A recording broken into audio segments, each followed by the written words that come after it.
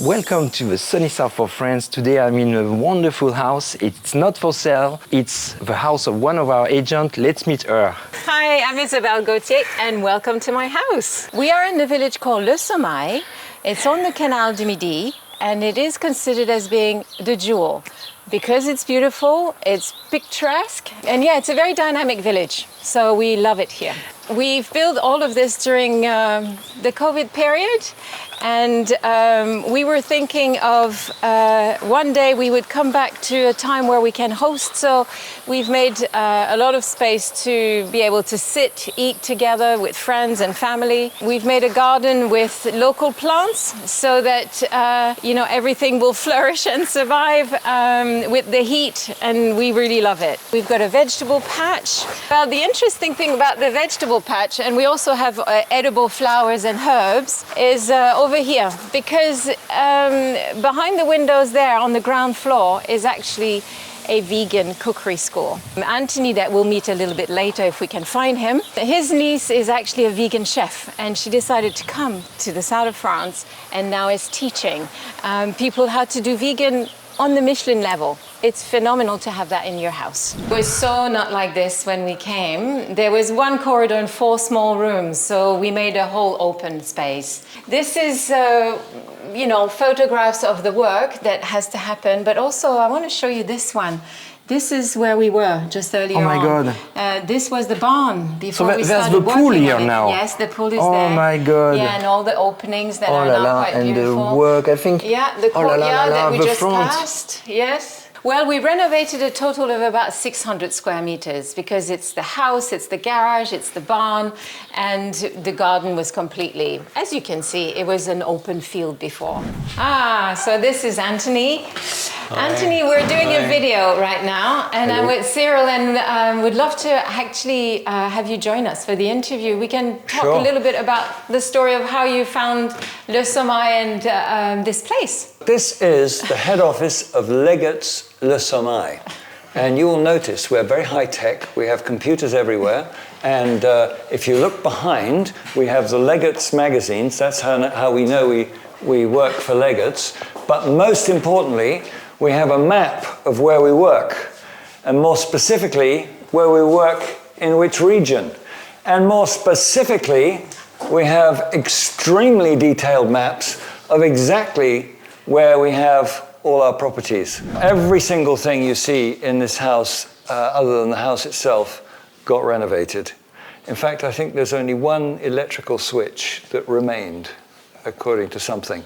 So anyway, you'll notice that the house is beautifully open plan, but it wasn't this way before. There was a great big corridor in the middle, which was very nice, but took up the whole space of the house.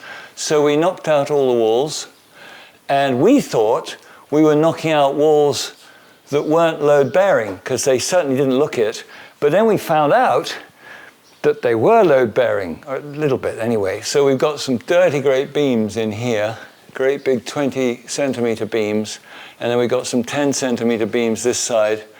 And then to hold the whole place up, we've got behind these what looks like wooden posts, there's actually steel, and that's holding the place up. So the place is actually quite high-tech underneath. And you'll notice actually, well, I don't know whether you can notice on the video, but the ceiling it's a bit wonky, and there are lots of different levels, and that's because behind the facade of the French dream, it's pretty high-tech, and all the plumbing works and all the electrics work, and like that. We had such excellent artisans working on the house.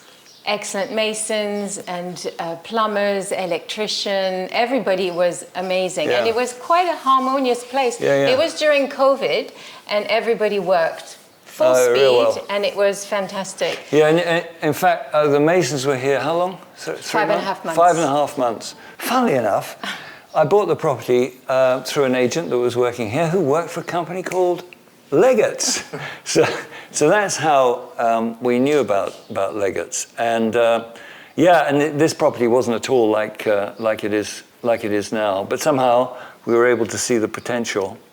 and we made it happen. You were able to well, see I the was able, potential. yeah, I was able I think to. the property might have been on the market for 10 years, and Anthony saw it and saw what it could be. Through the magic of technology, you can take a photograph of Oh my God. what this looked like. So that's basically what we're dealing with here. It's here. Yeah, this is right here. This is this room. This cupboard. This is here. I mean, I don't think that's the same cupboard, obviously. And then these books, actually, we put plastic over this, and so those books were there the whole time.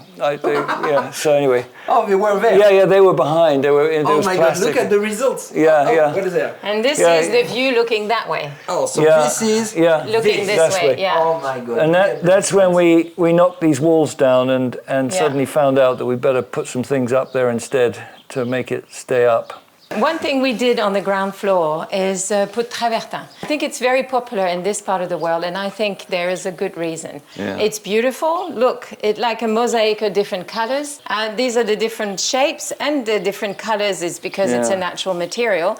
But also, in the south of France, we tend to live inside and outside. So this allows for us to go inside and outside and not to have to clean the floor every day because it doesn't show. It's dirt color, which is very good. So if you look at this is a bookshelf. And originally I had the thought to knock the wall down and make a loo behind there, toilet. There is a toilet behind there, but we haven't got a door there, which I'm glad about. But we had another bookshelf here, and we knocked this wall out. And this wall is thick. I mean, it's 52 centimeters thick, and a lot of stone came out. So we knocked it through, and through here was the garage, but we had our own pet a carpenter, and he was stuck here during COVID for a year. So we thought, well, better put him to work. And he's a really excellent guy. So this is all solid oak from France.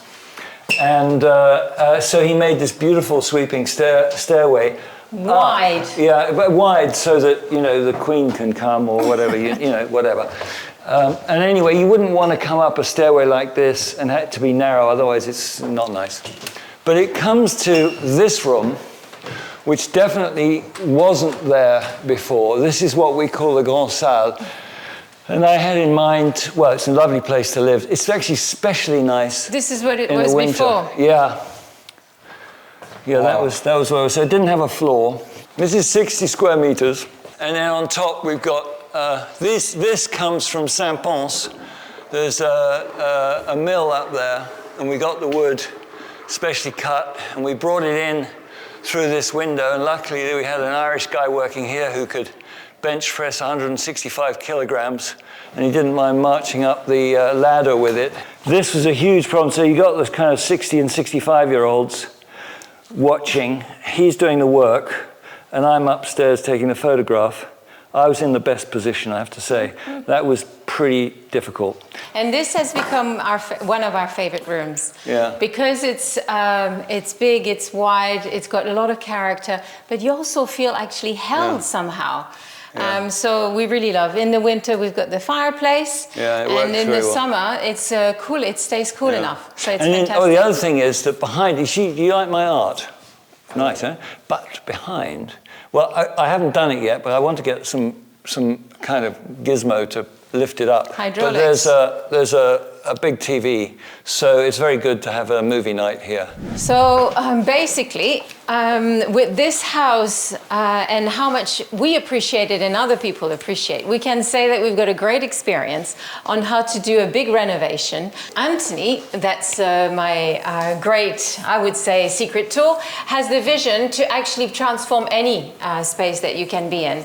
And I can help organize for the work to be done. So together makes a good team. Yeah, we learnt a lot doing this place, as you can imagine. So here's the courtyard, which I hope you enjoy, because we love it. It's really good to be here. Because in a place like this, I'm basically living outside all the time. And kind of with that in mind, we had all these old beams from the roof. And so we converted them into a beautiful table where we can sit easily about 20 people. And we even got the metal workers who made our gates to make us some nice stable legs, because you can imagine a table this heavy, you probably don't want it to fall over, do you? Anyway, that's staying if But we that's move. Anthony's dream, having a lot of people around Yeah. a good meal. Yeah. Well, it all started on June, I think it was the 24th or 5th, 2016, which coincidentally was Brexit Day. But it happened to be the same day that my mother died. And I'd come to England to look after her for the past 12 years. And so clearly after she was dead, I needed to do something else. She and I happen to be French. So I thought this was a fantastic moment whereby I could come and live in France. So I took the next 3 years searching around France for somewhere to live. And I went on to plenty of websites. And indeed, I went to the Legates seminar that they did in Birmingham, I think, that time, and got lots of information. So I knew about Legates, actually. Wandered around the whole of the south of France, kind of south of the line between Bordeaux and Marseille, because I didn't really fancy anything further north, because I'm into good weather. And I found Le Somail, and I tell you, the main reason why I like Le Somail is because it's a hamlet, little tiny village, but it always seems to have people walking around in it. It's right on the Canal du Midi. It's got a fantastic bookshop. It's got a péniche that has an épicerie on it, and it's just full of restaurants and just nice things, nice artisan shops and art and all the rest of it, and just a really nice place. And it has the kind of tourism that I like, which suits me anyway. And so it's not too loud. It's kind of classy and lively. So I decided to come or try and find a place here. And I actually found a place through Legates. But, you know, my criteria wasn't to buy a house because it was Legates. My criteria was to buy a house that I could really exercise my dream. And I was in the mood to renovate. I'm not sure that I had the vision of doing such a big renovation. But the way it turned out, we did it for really quite inexpensively. We did it very, very fast because I actually was doing it during COVID. And I had someone helping me who had built a house for me in Canada 20 years ago. And that was Isabelle. And so she was up for a new adventure. So she agreed to come over, thinking she would come over for a few short months, maybe a year, to do this renovation. Got stuck with COVID and liked it so much, she decided to stay. And so she has continued to be here. We finished the renovation. She basically did all the, I won't say heavy lifting, the heavy mental lifting she did, but all about logistics and finding the right people, making the right contacts. I mean, she's fluently bilingual because she's Québécois, she's Québécoise, so she, obviously speaks French fluently, and which I mean, I may be French, but I don't speak French. I speak French as well as I can ski, and that's not that well. But anyway. I think I was ready for a change, and France welcomed me in a magnificent way. The French in this region are very friendly, and they seem to love Canadians to bits. And so as soon as I started helping Anthony with the renovation and connecting with people, I was making friends. And so it was a very, very positive experience, extremely positive. And I was asked to help with another project. So when I started helping with the other project, they asked me to register my business, which I did. And one thing led to the other, that I now am settled here. So it's possible, feasible, and enjoyable. As I was staying here, I had some friends that were in real estate, and they asked me to help them to find properties to furnish their portfolio.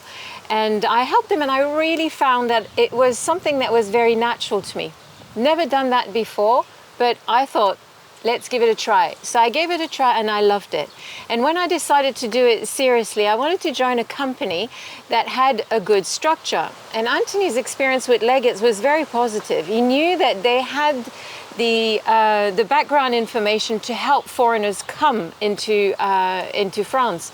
And that's what I wanted to do. I wanted to help people just like me who came from a foreign country and decided to make their home in France. So through Legates, not only do I have amazing marketing, but I also have the whole of the legal team and the IT team that helps us really reach out to the foreign market. And I can, with my experience, help people on a more personal level to settle into France. I love doing that, and I never thought, even the best life coach could never have guided me to do this, but I don't regret it, I love it. But you know, there are, I think within an hour and a half, there are 6 airports from here. And some of them are really, well, if I say 2 hours, there are probably 8 airports close to here, because that includes Barcelona. So you can get from North and South America via Barcelona to here, your flight plus 2 hours TGV train ride, or it's 4¼ hours on the TGV to Paris. You got Montpellier, you got the little tiny airports that give you nice cheap flights to Stansted, and actually you can go to Africa very cheaply from Carcassonne. You know, there are all these tiny airports that are great for cheap flights, and there are all these substantial airports that are great for intercontinental flights. So it's really great, and you got the TGV. So it's a great place to be. It's close to the seaside. We're 35 minutes from Buisson. Beautiful beaches, beautiful walks. We're about a couple of hours from, I would say, reasonable skiing in the Pyrenees. Obviously it's not Alps, but Pyrenean skiing is pretty good. And so, you know, I think it's a great place to live. It's actually, and Narbonne is not too big and not too small and very beautiful. And it's a lovely town. All our visitors, and there are lots of them, like Narbonne. And that's one thing I would say. If you do come and live in this part of the world, suddenly you'll find you have a lot of friends, because everyone wants to come and stay with you, which is good. I mean, we're lucky we've got a nice big house, so we can accommodate everybody. Should we show them Le Somail? Yeah, come on. It's beautiful, and it's only 100 meters away. Let's go.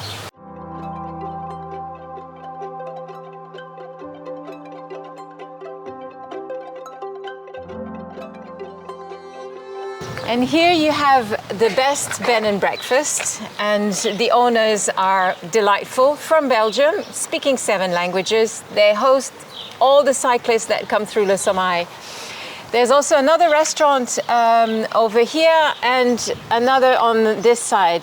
There's also the library. I'll show you in a minute, but first do the bridge. Of course, she said library, but she meant bookshop, because we're in France. It's true. Here you've got, well, the canals and all the boats that are parked will be staying here for the night. You've got capitainerie. So luckily, we've come at the right time, because one of the hotel boats, and there are plenty of them that come up and down the canal, but one of them is just about to park up here. And it looks like this is the Roi Soleil. This is the upmarket one. And it's quite expensive to rent one of these things. But they like to stay here, and we have a lot of them coming for a night or 2 nights. And so, yeah, it's actually so beautiful to watch them coming and going. It's a nice way to travel. Oh, yeah. A nice way to visit the region. You visit the region from the canal, you're being served food, they decide where you go. It's like being on a cruise, but on the canal. Yeah, and you got your own private boat, which is quite And here quite on cool. this side, we have our own little shop. So it's on the barge, and he serves everything that people on the boat or people on the bicycle, they may need for the night. And so he's from Albania, lovely chap, very zen, loves to be quiet on his boat. Okay, so on the left here, we've got a couple of restaurants. This is the Auberge du Somail, which is a beautiful terrace. And all the boaters that come want to stay overnight and they don't want to cook on their own boat, they come and eat here. And it's a really nice local place to eat. And then there's the Comptoir Nature, which is slightly more upmarket. What's really nice about the Comptoir Nature is that often they have, you can see the awning where there's shade. They put bands under there of all kinds of different types of music. So you can literally have heavy metal, you can have folk, you can have traditional jazz, you can have opera. I mean, it just seems to just change, and it's really good fun. And that's in the high season, that's what happens. And then the other thing that happens here, fantastic, one weekend a year, but the organization puts up films, short films, independent films, has a big, it sets up, I think, 8 different video screens or cinema screens, big. And in fact, one of them, they have the projector one side of the canal and the screen the other side of the canal. So it's really quite fantastic to be able to watch the cinema with the canal going through the theatre.